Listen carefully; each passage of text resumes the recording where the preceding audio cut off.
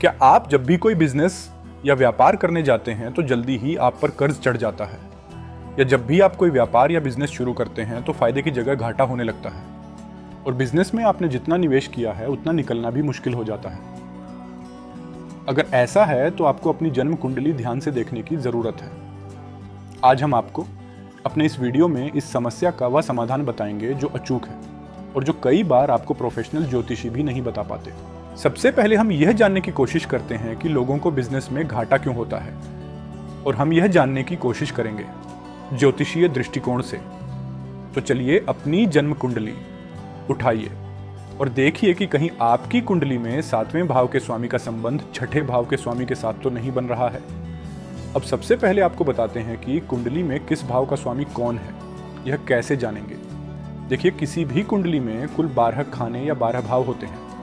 ये 12 खाने या भाव 12 राशियों से संबंधित होते हैं। कुंडली के प्रत्येक भाव में कोई ना कोई राशि अवश्य होती है और कुंडली का प्रत्येक भाव जीवन के किसी न किसी हिस्से का प्रतिनिधित्व अवश्य करता है।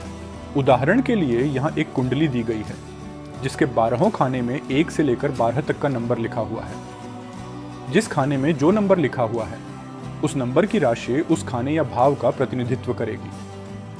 किस नंबर पर कौन सी राशि होती है और उस राशि का स्वामी कौन होता है, यह डिस्क्रिप्शन बॉक्स में दिया गया है। इसे आप ध्यान से पढ़ लीजिए। अगर आपको जानना है कि कुंडली में कौन सा भाव जिंदगी के किस हिस्से का प्रतिनिधित्व करता है तो इसकी जानकारी डिस्क्रिप्शन बॉक्स में दी गई है। इसके अलावा आप डिस्क्रिप्शन बॉक्स में दिए गए लिंक पर क्लिक करके भी सारी जानकारी विस्तृत रूप से पा सकते हैं। आइए अब आते हैं अपने मुख्य प्रश्न पर कि क्या आप जब भी कोई बिजनेस शुरू करते हैं तो कर्ज के मकड़ जाल में फंस जाते हैं या बिजनेस शुरू करने के बाद आप कभी प्रॉफिट में नहीं आ पाते? तो चलिए सबसे पहले उदाहरण में दी गई कुंडली को देखते हैं। अगर आप इस कुंडली में देखेंगे तो पाएंगे कि इसमें व्यापार का प्रतिनिधित्व करने वाले 7वें भाव का स्वामी शुक्र ग्रह है, क्योंकि 7वें भाव में जो राशि है वह तुला राशि है और उसका स्वामी है शुक्र।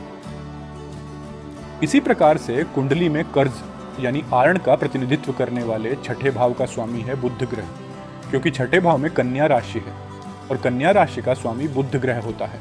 इसके बाद देखिए कि कुंडली में 6ठे भाव का स्वामी बुध और 7वें भाव का स्वामी शुक्र कहां बैठा है। कुंडली में देखने के बाद आप पाएंगे कि इसके दूसरे भाव में बुध और शुक्र एक साथ बैठे हैं। तो अगर कुंडली में कुछ ऐसा योग बन जाए कि 7वें भाव का स्वामी और 6ठ भाव का स्वामी दोनों एक साथ एक ही भाव में बैठ जाएं, तो ऐसा व्यक्ति व्यापार शुरू करने के बाद शीघ्र ही कर्ज में डूब जाता है। मान लीजिए कि ऐसा योग अपनी कुंडली में लिए कोई व्यक्ति अपना व्यापार शुरू करता है और वह कोई कर्ज भी नहीं लेता, अपने पैसे से ही वह व्यापार शुरू करता है और उसे आगे बढ़ाता है। तो ऐसे में उसके बिजनेस में प्रॉफिट आने या लाभ होने की संभावना बहुत कम होगी।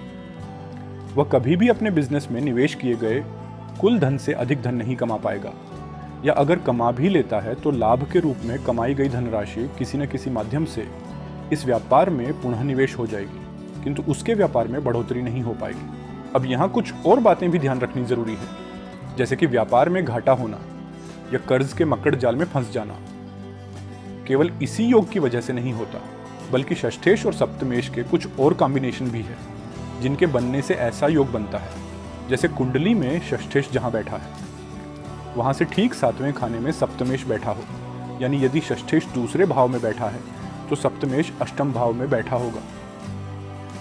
ऐसी स्थिति में दोनों ग्रहों की एक दूसरे पर परस्पर दृष्टि होगी और जीवन में ऐसी ही परिस्थितियों का निर्माण होगा कि व्यापार में लाभ होने की संभावना बहुत कम होगी। इसके अलावा इनका एक और कॉम्बिनेशन है जिनकी वजह से व्यापार में लाभ होने की संभावना बहुत कम होती है। उस योग में षष्ठेश सप्तमेश की राशि में बैठा होता है और सप्तमेश षष्ठेश की राशि में। उदाहरण कुंडली में देखें तो ऐसा तब होगा जब बुध ग्रह दूसरे या 7वें भाव में बैठा हो और शुक्र ग्रह तीसरे या 6ठे भाव में बैठा हो। तो इस वीडियो में बताई गई ग्रह स्थितियां अगर जन्म कुंडली में बन रही है तो व्यापार में लाभ होने की संभावना बहुत कम होती है। इस ज्योतिषीय समस्या का समाधान आप इस प्रकार से कर सकते हैं कि आप 6ठे भाव से संबंधित वस्तुओं और सेवाओं का व्यापार कर सकते हैं। कुंडली में 6ठा भाव जिन चीजों का प्रतिनिधित्व करता है यह आप इस वीडियो के डिस्क्रिप्शन में देख सकते हैं। इसके अलावा 6ठे भाव का स्वामी कौन सा ग्रह है उसके प्रतीकों को आप अपने व्यापार में शामिल कर सकते हैं या उस ग्रह से संबंधित वस्तुओं एवं सेवाओं का व्यापार कर सकते हैं। उदाहरण के लिए इस वीडियो में दी गई कुंडली में षष्ठेश ग्रह बुध है और बुध पढ़ाई लिखाई, बुद्धि, कपड़ा, त्वचा, फाइनेंस, रिसर्च आदि को रिप्रेजेंट करता है। तो जातक इससे संबंधित वस्तुओं एवं सेवाओं का व्यापार कर सकता है। ऐसा करने पर बिजनेस कर्ज में नहीं डूबेगा, बल्कि बिजनेस में दिन प्रतिदिन बढ़ोतरी ही होगी। दोस्तों, अगर आपको हमारा ये वीडियो पसंद आया हो तो इसे लाइक करिएगा, हमारे चैनल जस्ट इन हिंदी को सब्सक्राइब करिएगा और वीडियो में कोई बात ना समझ में आई हो तो उसे कमेंट बॉक्स में लिखकर बेझिझक पूछिएगा।